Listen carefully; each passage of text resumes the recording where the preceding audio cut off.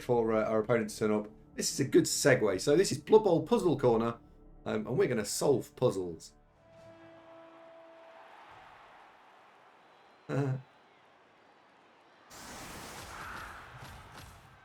Watching the puzzle on this one is right at the end of the game, so we just pile through.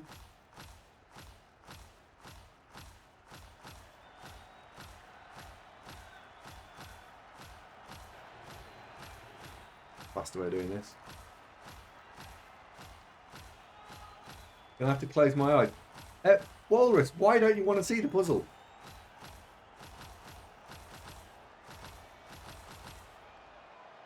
There we go. Living coach. Finish his turn. I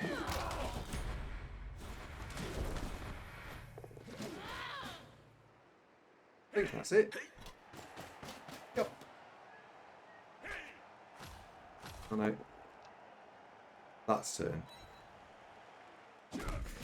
Okay. Right, this one is a little more difficult than a normal puzzle. And the reason that this is slightly more difficult than a normal puzzle for me to show you is that the first action that is taken here is not... You can't take it. If you're going to solve the puzzle, you can't take this first action. So the goal of this is within the next 2 minutes, can you find a 2 dice block on the ball? You're only allowed to roll 2+ dodge rolls, so no 3+, 4+, 5+ dodges, because you've got a witch elf with jump up, and you could dodge there on a 5+, sorry, through tackle. No, that's not allowed. Yes, it's there, but no, it's too difficult. And if you're going to throw a block, you have to throw a 2 dice block rather than a 1 dice block. I need you to all remember where this blitzer is, because this blitzer runs away. And that's important. And that's what he said about rerolls. What do you mean, Army Builder?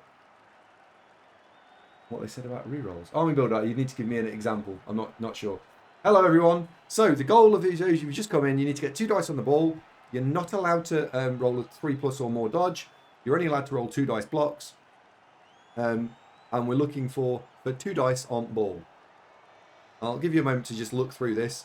I'm also then going to let the turn play out because at the moment it's very, very difficult to solve, and I need the board state to alter slightly.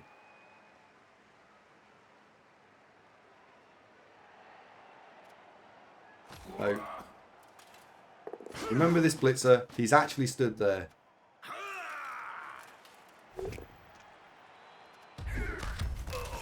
There we go. Right, that's the actual board state, except this blitzer is not there. This blitzer is there, and he hasn't moved. Yeah, he's a wizard. Now, what I'm going to do now is take a moment to explain what the thought process is about how you go about solving this. And therefore, if you can't see it straight away, maybe by explaining the thought process, you'll be able to solve it. So, first things first, what strength is the ball carrier? In 5 months. Lucky you. Broadsword, thank you very much. I can't believe you've been around doing this for 5 months. Unbelievable. Thank you very, very much. So the first thing to consider is the strength of the ball carrier. You should always consider this because obviously it's strength 4, then it's much more difficult to deal with. In this instance, it's only strength 2, so that gives us a little bit of something to play around with. The next thing I would go away and think about is, are we looking to block into the cage when we're in this scenario? So push things out of the way so we can go and hit stuff. Or, because the cage is based, can we push a cage piece into the ball carrier and move the ball carrier around ourselves? Right? So that's the 2 different ways you should be thinking about it. You're looking at moving something out or crashing something in, like rocks on a shoreline.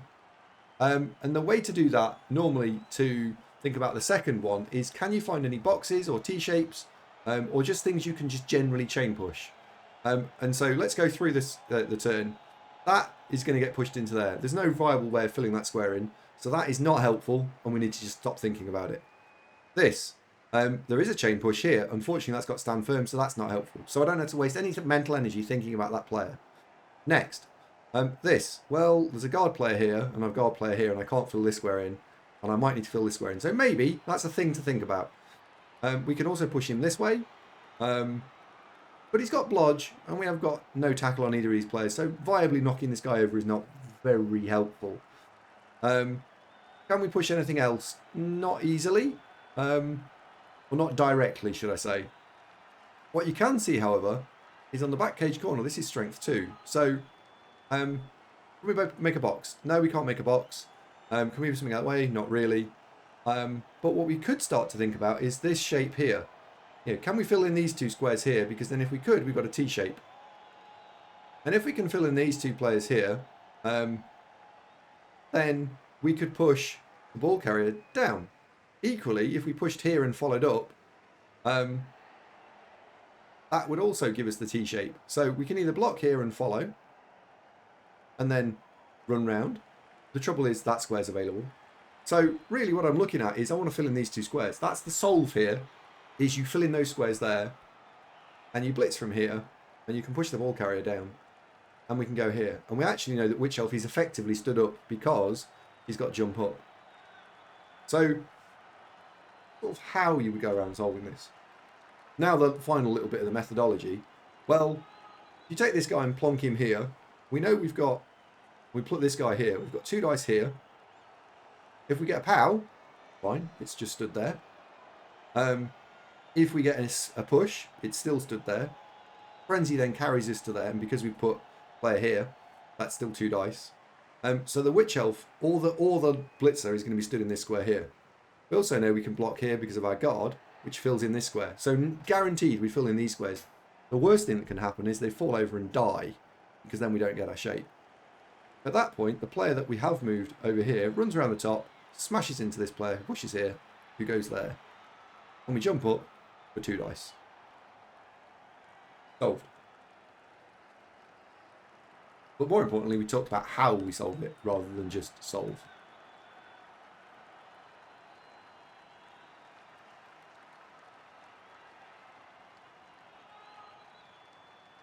Now, that segues quite nicely into... clever. That segues quite nicely into Joey being back for our OCC game, I hope. So there we have it. Quick replay.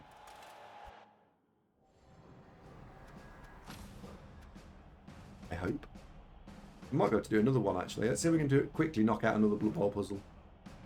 They were all pinned at the top, weren't they? So, that was the next puzzle.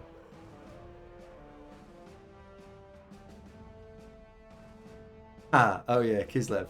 What game was this in? Kislev versus Norse. Right, okay. I remember this game. So, Kislev there. History. Races.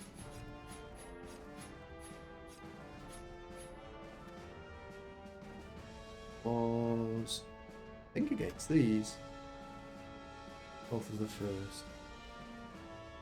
When did I post that? 2nd. That's the one.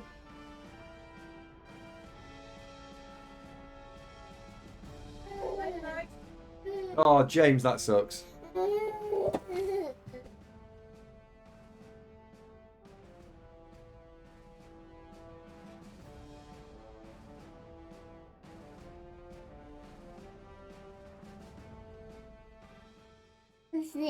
Yeah. Yeah. Andy, this was what I meant in the past. The teams. Oh, right. Okay. Well, you've on turn return. No longer the case. What?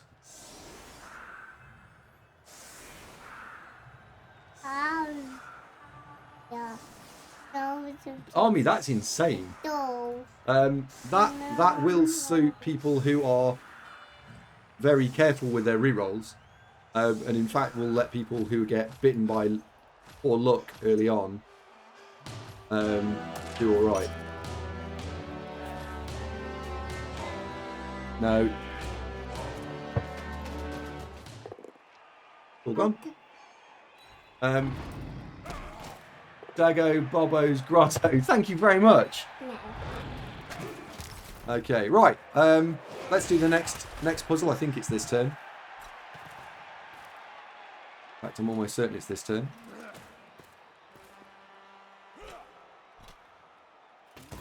Oh, maybe it's not this turn. Not this turn. Oh, it was there. Hang on.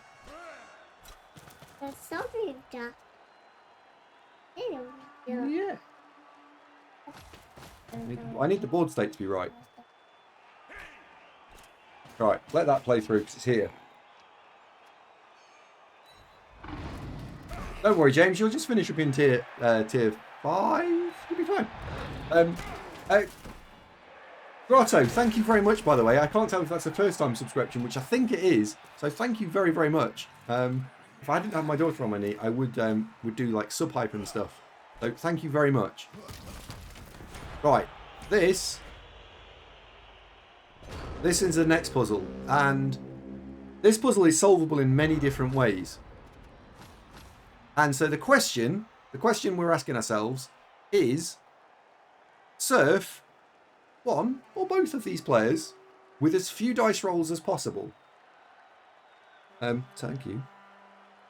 And I reckon it can be done, and I didn't post this in the solution, but I reckon this can be done with one.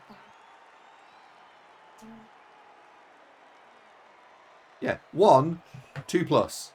2 2+, sorry. 2 2+. I reckon I can do it with 2 2+. The board state's not great afterwards, but it can be done. Just for the other rule, you're not allowed to move the ball carrier. So the ball carrier has to come over here and be down here. Because that's cheating. So can you do better than a 2+, 2 2+s to surf both of these players, assuming that the roll you roll is a push?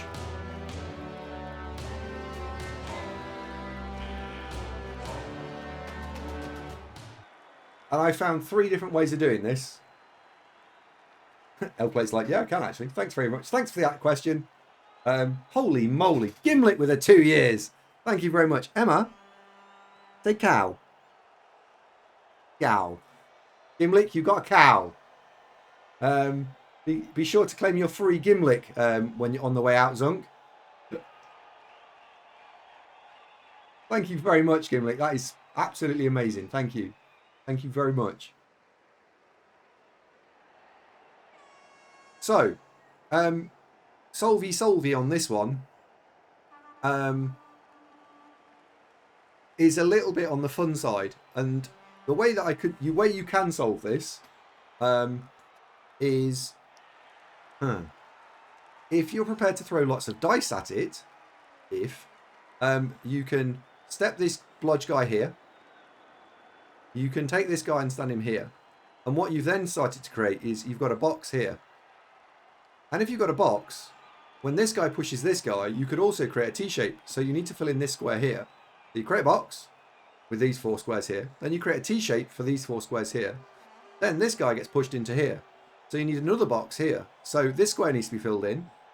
This square needs to be filled in. And this square needs to be filled in. And you blitz leap into there.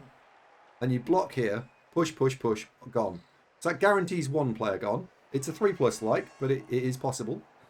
The problem with this play is that the next hit, which is the jump up hit here, we haven't filled in this square here because we've gone 1, 2, 3. Go for it, go for it. So that's 3+, 2+, 2+ to get into that square for blitzing here. So it's possible, but it's not great. Of course, we can improve the situation by leaping the guard in behind. Awful board state, considering this has got jump up. So I think the optimal play here, is pretty dull, which is take the agility 4 player, 1, 2, 3, 4, 5, 6, leap over into this square here. Fill in this square here, so you have a T-shape. Blitz here, pushing into the guard. And as long as you're getting a knockdown, then the jump up hit happens here, and everything's happy. The problem with this board state is that you've got a player here who's against the sideline, and it's very, very, very difficult to defend him.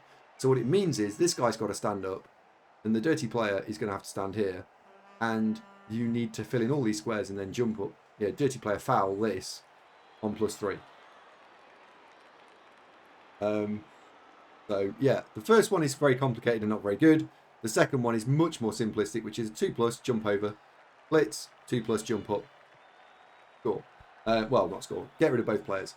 And again, it's the same principle. You go looking for a box, you go looking for a T, you go looking for a box. So boxes and Ts. You don't need the leap. Yes, you do. Because if you want to go and dodge to there, that's a 3+. Dodge roll is enough. You can't stand in that square there. You can't get there. L-plate, you cannot stand in that square. Not without leaping. Unless you want to dodge this lineman out, who's a 3+. Bearing in mind that these linemen are 3+. Dodge into the unoccupied square first. What an unoccupied square? It's 2+ leap from here to there. Yeah, no, that's a 3+. That's a 3+. This guy over here is 3s. Nice try, but no. It's a 3s. So there we go. So there's 2 problems. There's 2 Blood Bowl solutions that we've posted for you all. If anyone does have any interesting game states that they want to talk about and say, hey Andy, can you solve this as a board state?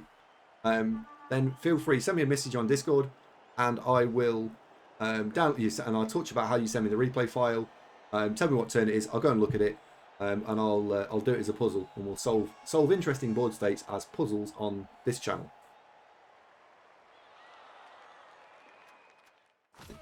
Now,